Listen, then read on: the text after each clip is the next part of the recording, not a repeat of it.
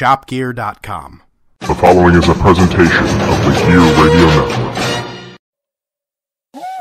Ladies and gentlemen, you're listening to the Better Live Than Dead podcast.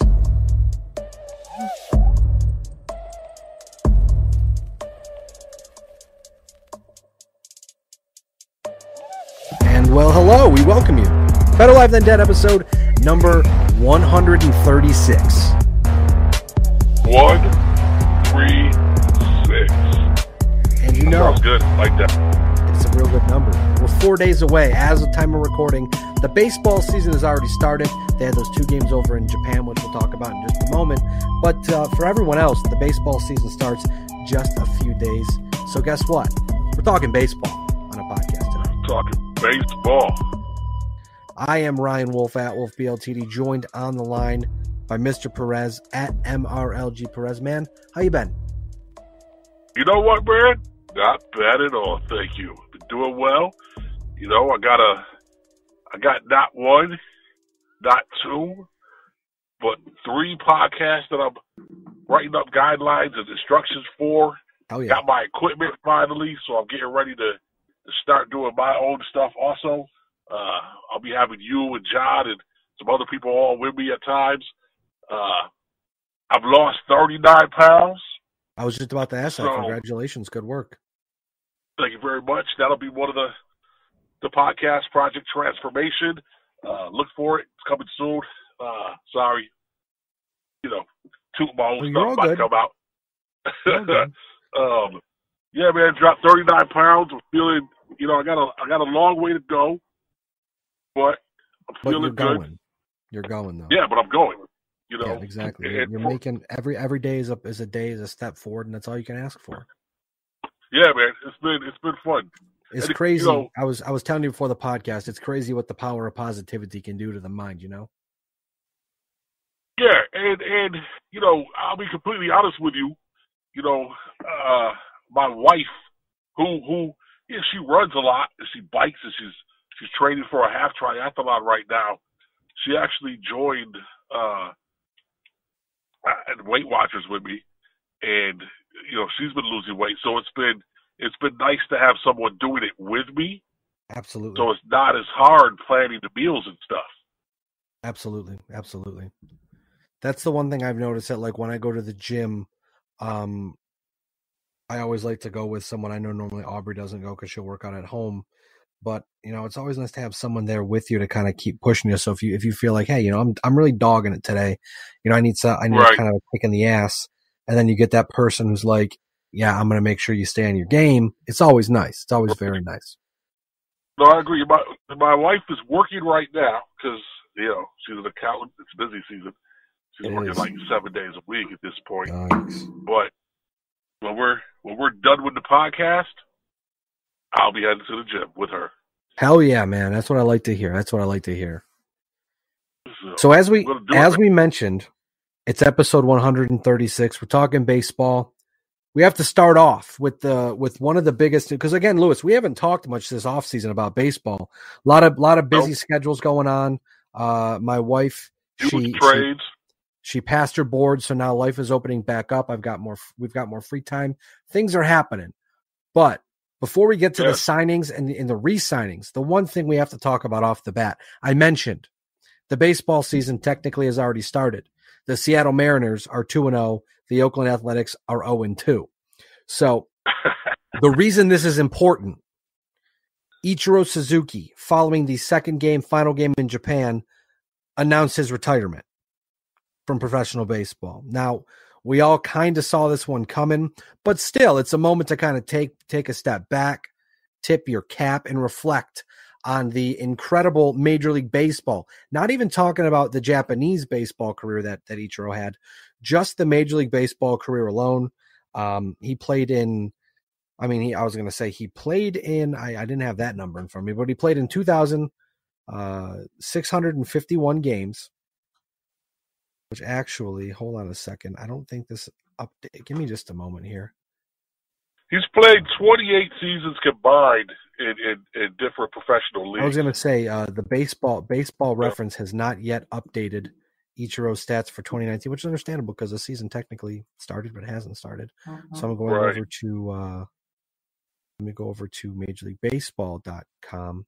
There we go. 5 at-bats this season. He didn't have a hit this year, but in 9,934 career at-bats, Ichiro retires with 3,089 hits, a 311 batting average, 509 stolen bases, 117 homers, 780 RBIs. There's no doubt about it. Ichiro Suzuki is one of the purest hitters we've ever seen. I tend to believe that. I know it's kind of I guess a faux pas to say it, but I'm a firm believer that Ichiro Suzuki is the all-time hit king. And then also on top of that one, I certainly believe that if he had played his entire career in the major leagues, he would have passed Pete Rose with no issue. But then again, it's all semantics at that point. You don't really, it's really hard to say. So, either way, Ichiro Suzuki, this is your life. You are a future Hall of Famer and one of the best baseball players I've personally had the pleasure of watching. And baseball will be a little lesser without Ichiro around, that's for sure. Well, it's nice to see him end his career where it started in the major leagues with the Seattle Mariners. His stats are just phenomenal. He's a Hall of Famer all day. Yeah, I mean, it's been fun watching him. He always played with passion and pride. He did it the right way. He never got in trouble. He's a great all-around baseball player. And more players should strive to be more like he is. Yeah, it's been fun watching him. I'm just doing some math right now. I was gonna say, I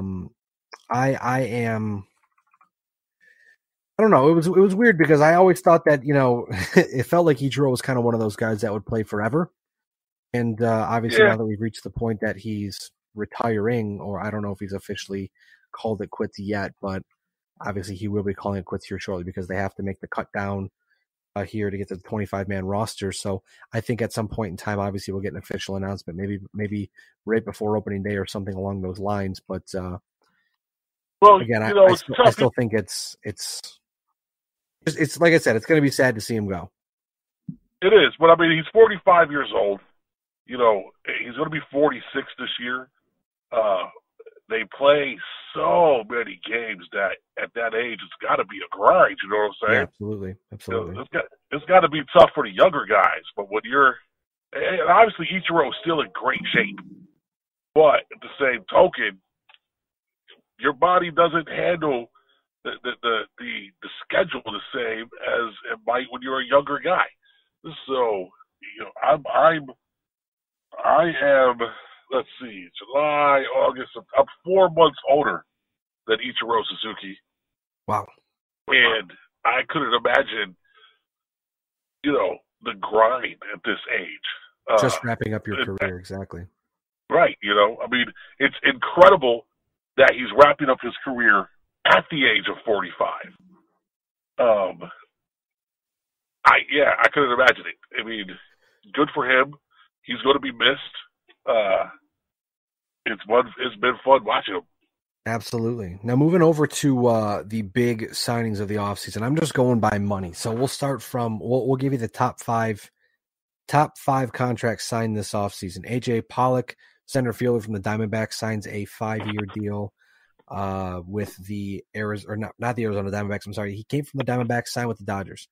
Nathan Eovaldi, the numbers on Pollock. I'm dealing with some heartburn here.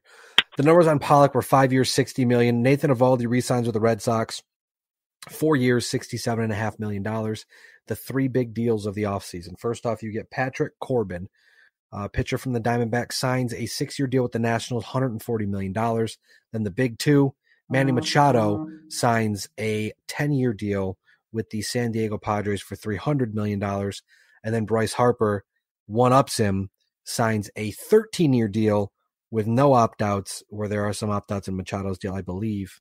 Yes. Bryce Harper's, after 6 years, I believe. Bryce Harper's 13-year deal with the Phillies were $330 million. It looks like, as we saw, those rumors were said to be true. I know a lot during a couple seasons ago when Bryce Harper, or last year when Bryce Harper had asked Jason Worth, hey, what's it like to play in Philadelphia? And everyone in Washington kind of cringed and was like, oh man, is the reverse Jason Worth going to happen? And it did. And I mean, I think I think the Phillies are obviously better off for having Bryce Harper on their squad. But again, what a deal! I mean, what a absolute deal to make.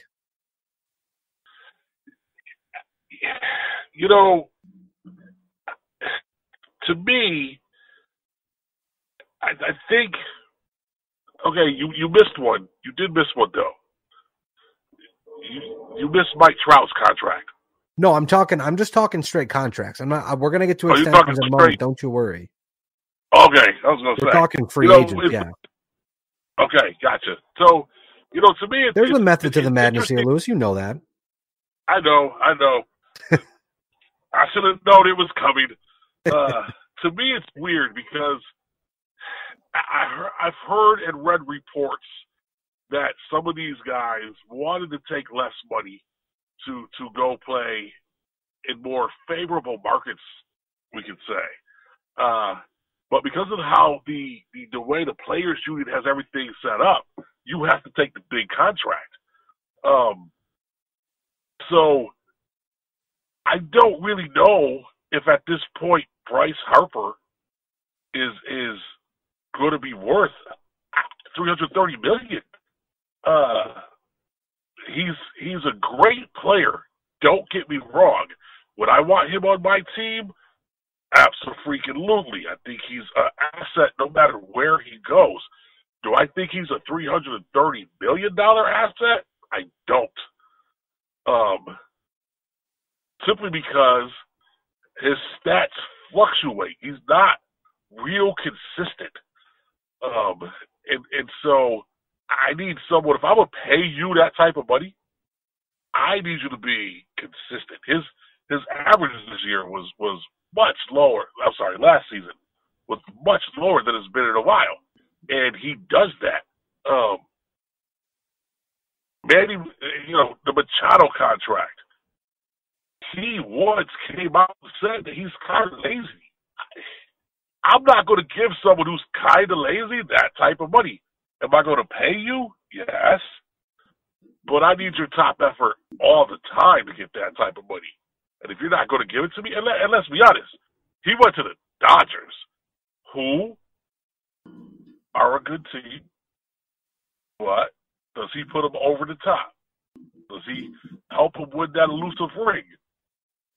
I can't give you a definitive yes. I don't think so.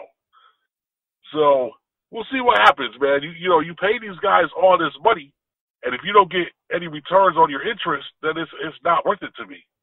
Yeah, I was going to say, I know that I believe you meant you said he signed with the Dodgers, but obviously I know you meant the Padres. The Padres have a good young. Wait, did I say the Dodgers? You did. It's okay. It's okay. Yeah, that's my bad. I meant the Padres. The Padres are a young, up-and-coming team. They're probably a couple years away from contending, but they've got a really good farm system, one of the best out there, which is a lot of the reason people said that he may have decided to go there. But again, with guys like Manny Machado or even Bryce Harper, you got to go where the money is. And we've seen that there have been more than just rumblings of collusion throughout Major League Baseball. I mean, you get it. It's like the Donald Trump investigation where, today the Mueller report apparently comes out from the Republican Attorney General, and they say there's no collusion. It's like, okay, but there's still Craig Kimbrell, one of the greatest closers of all time, still unemployed. Dallas Keuchel, still unemployed. 4 days till baseball season starts. Some great baseball players still don't have a job. Why is that? Because they don't want to pay them the money that they earned, that they're worth. That's what we're talking about here. We're not talking Bryce Harper was going to get paid. Manny Machado was going to get paid. It's just how much they were going to get paid and when they were going to decide to sign the deal. So at this point, again, it's and even if you look over at the extensions, you see the contract extensions that were signed this offseason. They say There's no collusion in baseball, man. We're paying the players what they're worth. It's like, are you actually doing that? I mean, like I said, I think that Machado to the Padres is a low-key smart move, and if it doesn't work out in 5 years, he'll be playing for the Yankees, I'm sure, because they'll trade him to whomever wants him. But I think with Bryce Harper committing to Philadelphia, they've got a very good young core. He's going to be part of that. I think it's going to be a great move for the Phillies, and it's going to be a lot of fun to watch because every time Bryce Harper plays in Philadelphia, man, he mashes that freaking ball. And I mean, wherever he plays, he mashes the ball, but it's going to be a lot of fun to watch him play for the next almost decade and a half out there. But looking over right now, I'm just taking a quick gander through the list of contract extensions this offseason that were signed. And we'll mention a couple of them. We see that Aaron Nola, the Phillies, a 4-year, $45 million extension. Luis Severino, 4 years and $40 million. Aaron Hicks, 7 years, $70 million. You got Nolan Arenado, signed a 7-year, $234 million contract extension. Alex Bregman gets $5 and $100 from Houston. Paul Goldschmidt gets $5 and $130 from the St. Louis Cardinals. Blake Snell gets $5 and $50, which I believe takes him. I think that buys out 1 year of his free agency because he's got 2.027 years, and I believe after 6 years, 6 years of service time, you can become a free agent, which is what Chicago did with Eloy Jimenez. He signed a 6-year deal, so that pretty much buys up all of his service time to free agency. But Right. long-winded transition here. The point is, the biggest contract extension signed of the offseason, Mike Trout. He was set to be arguably the largest free agent in the history of baseball, maybe of all professional sports. I don't know. We'll never know because he signed on March 19th a 10-year, $360 million contract extension, which if you put in the next 2 years, this season and next season, plus 10, it's essentially a $12 and $430 million contract, but the extension was 10 and 360. Lewis, I think it goes without saying, but I'll let you put some words into it. Mike Trout was incredibly deserving of this contract extension. Mike Trout is arguably the greatest baseball player playing right now. Does maybe he ever. Deserve that? Maybe, yeah, very possibly ever.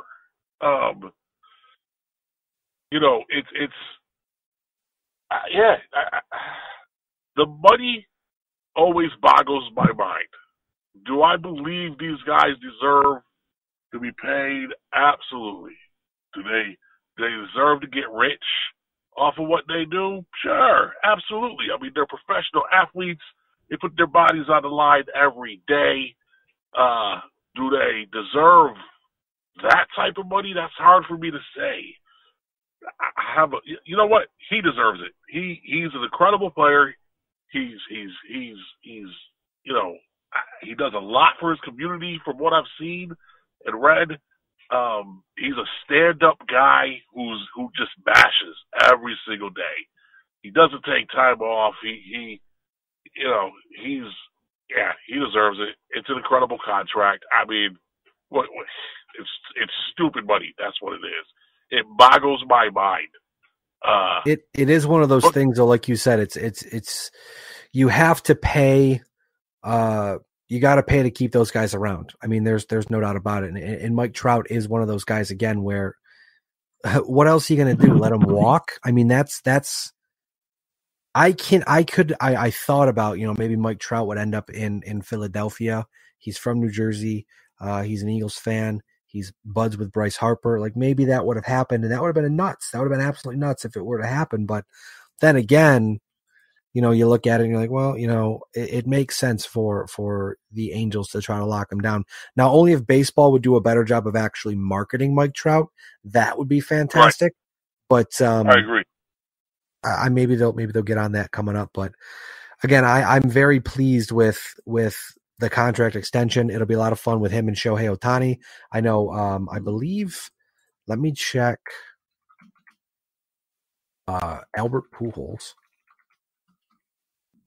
I don't know what his deal is. His contract is okay. Wow. Holy crap. Yikes, man. Albert Pujols still has 3 years under contract, so I guess you'll be seeing Shohei Ohtani, Albert Pujols, and Mike Trout centering that lineup for the next at least 3 years. I mean, that's yikes, man. That Pujols contract, he's still really good, but I mean, yikes, man. Holy crap. Wow. Sorry, I just got lost there. No, he's another one, man. He's getting to that age where he is definitely slowed down, but he's had some injuries. He's definitely slowing down. It's going to be tough to justify the money that they're going to be paying him the next couple of years. I mean, it's kind of like the A-Rod situation, just without the whole, Well, you have to pay. I mean, it's like with generational talents like Mike Trout or even Albert Pujols. He never really was the player that you got in St. Louis, where St. Louis, 37 home runs, 43, 46, 41, 49, 47, 42. In LA, he's had 30, 17, 28, 40, 31, 23, and 19 in 117 games. Batted 245. I mean, he's going to the Hall of Fame. He has, let's see here, hits. He has 3,082 hits, 633 homers. He's 18 RBIs away from being the, let's see, I didn't want active on that one. I hit the wrong button here. He'll likely become the 5th player in baseball history to have 2,000 runs batted in a career. So, we know the kind of career that he has had. Definitely he has slowed down, but he's right now he's 39 years old. He'll turn 40 next January. So he's up there. But again, you have a guy like Mike Trout to take some pressure off of him. Shohei Ohtani will also help too. And maybe it'll work out for him. But the one thing I wanted to mention about Trout, if you kind of extrapolate the statistics here, he's currently 8 years in the league, 1,187 hits, 240 home runs, 648 RBIs. If we take the next 2 years of his deal, that adds on 362 hits, 74 home runs, 198 runs batted in. If you then take the next 10 years, and mind you, the average we're doing here is from Baseball Reference. The average of one season is 181 hits, 37 homers, 99 RBIs. It's unlikely he keeps up that pace. But if Mike Trout keeps up that 181, 37, 99 pace for the next 12 years, he'll have amassed what appears to be 3,059 hits, 684 home runs, 1,836 runs batted in. That would put him, if he were to get 3,359 hits, he would rank 10th all time. 684 home runs would put him 5th all time. And 1,836 runs batted in would tie him with Ken Griffey Jr. So again, even if Mike Trout slows down, the start of his career, again, as I mentioned, the start of the career with the 1,187 hits, 240 home runs, and 684 or 48 RBIs in 8 years, that has put him at a Hall of Fame pace already. He's got the highest WAR we've ever seen of any player through this point of his career. I mean, he is incredible. He continues to be incredible. I think he'll go down as one of the greatest, if not the greatest, pure hitter we've ever seen in the history of baseball. But then again, you start with the semantic arguments and all that. But like I said, Lewis, before we move over to baseball talk, like baseball regular season talk, well deserved for Mike Trout. Get that paper, bro. Making money moves out there in LA. But now we move over to the Major League Baseball 2019. Sorry, not 2018. 2019. The defending World Series champions, I may remind you one more time, the Boston Red Sox, who had an incredible season last year, an incredible postseason last year. But Lewis, going into this season, they balked on re-signing Craig Kimbrell, who wanted a ton of cash. And I'm not sure if he still does want a ton of cash, but the one thing about the Red Sox last year, Lewis, I told you this ad nauseum. I told everyone on the podcast as well. If the Red Sox aren't going to win the World Series, it will be because of their bullpen. I'm here to report to you again, if the Red Sox don't do anything next year, or if they have struggles next year, it will be because of the bullpen, mind you. Their bullpen opening day, and it will change, and it can change, it will change. It's a long season. But Matt Barnes, who will likely close, Ryan Brazier, who was last year was a nice find by Dave Dombrowski, Heath Hembry, who is kind of a roller coaster, Tyler Thornburg, who you don't know what you're getting, Brandon Workman, who's relatively good, Colton Brewer, who is a restoration project, Brian Johnson, and Hector Velasquez. That does not sound like a World Series winning bullpen. Excuse me, but hey, I've seen crazier things happen, so we'll see what happens there. But like I said, with the Red Sox, for me, that's the biggest worry. Now, for you and the New York Yankees, Luis Severino's out at least the first month or so. What's the biggest worry for you with the New York Yankees coming up this season? The biggest worry for me is not the bullpen, because our bullpen is gross. I would say starting pitching. Starting pitching is always, last season, it was iffy. We had some great performances, but then we didn't.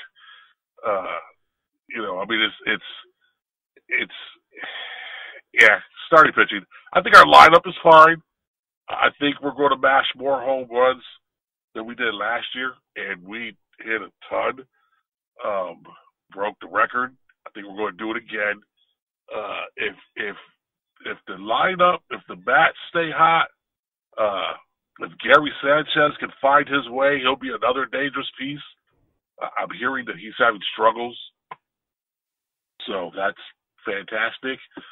Hopefully that will, subside, and he'll get back to form. But the starting pitching is a concern for me. I don't think that it will hurt us in the long run, but it's not going to help us. That's fair. I mean, like I said, when you lose Severino, it's kind of, it's not good. I mean, I know CC Sabathia is also hurt. Greg Bird is hurt, but they should be okay, I think. I think it'll be Red Sox, Yankees. One wins the division, one wins the wild card. So there's definitely that. I'm looking right now. I'm just trying to grab some information here about some baseball regular season projections. Okay, so we'll use this one's good. We'll use Baseball Prospectus here.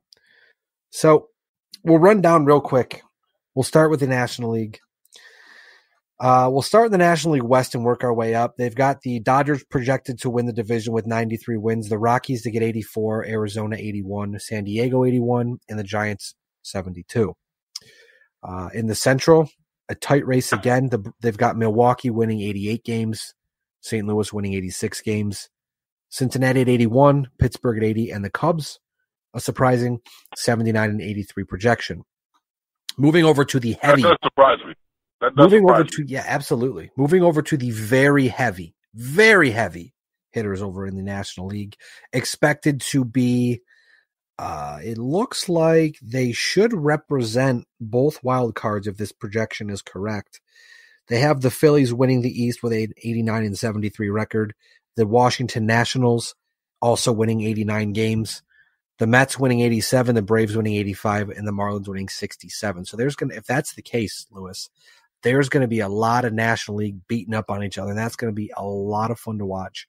It kind of reminds me of the old AL East with the Red Sox and Yankees bashing their brains out every other time that they had the chance to. But now you've got four really good teams in that division.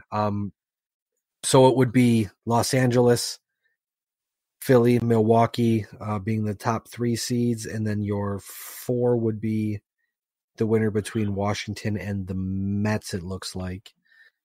And then over in the American League, just on these projections alone, you've got the Astros taking the West without any trouble with 80 wins, Oakland at 78, Seattle at 72, Texas at 70.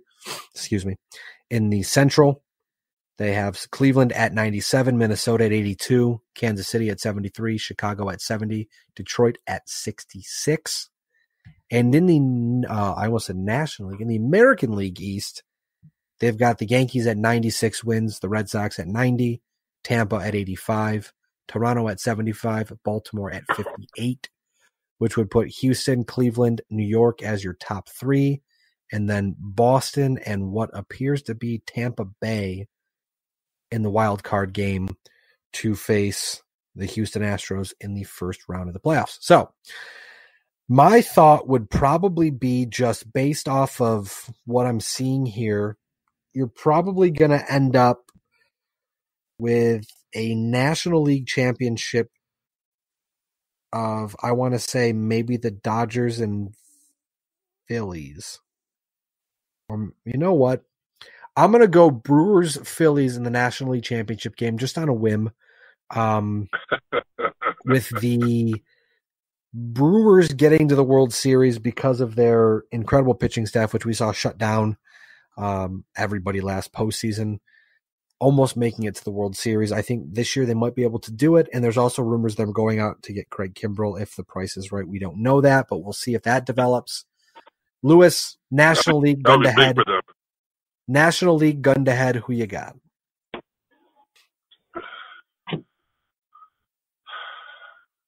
Who'd you pick? I picked the Brewers. The Brewers and the Dodgers? Phillies. I picked the Brewers and Phillies. You picked the Brewers and Phillies? Because you figured the Dodgers would face the winner of Washington, New York first round. So Phillies and, well, no, the Phillies and Brewers can't be in then. So yeah, I would have to go. I'll go. Damn it. Because that would be, never mind. That's impossible. Okay, so scratch that. Scratch that. We'll amend that. Thank you. I'll go Milwaukee, LA, with Milwaukee making it past LA. I like that one. Okay. That actually, that sounds good. I don't think the Dodgers could get to another World Series. But I think they have the firepower to make it far. I like what the Brewers did last year, and if they go pick up Kimbrel, that's going to be another piece that just make them disgusting. So I can see them making it. I like that. I'm gonna go with the Brewers Dodgers myself.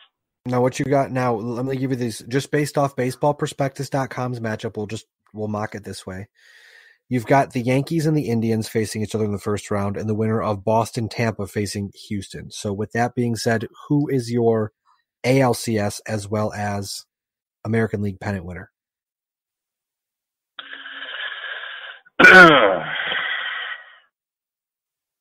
Well, you know I'm gonna go with the Yankees. Well, no surprise there. I'm going to go with the Yankees. I like Houston, man. There's no reason not to. I mean, I think for me, again, if the Red Sox, the Red Sox last year were very good, but they felt like a team of destiny. It felt like they had one goal, and it was to be the best and to mow everyone down. I think Tampa has taken a step forward. I think that they are probably one more year away from being a legitimate contender in the East. We're kind of hitting that cycle again where they're getting back to being real hard to play against, real good pitching, real good hitting, all that stuff. They're making smart moves down there in Tampa. I think Boston, if Pedroia can come back and be a force at second, I think that their lineup is still going to be killer. They may have a bit of a question mark at catcher. Their bullpen is a big, big, big question mark. If the rotation can stay healthy, if Chris Sale can stay healthy, they'll be fine there. I think the bullpen will end up being the reason that they have a bit of a hiccup.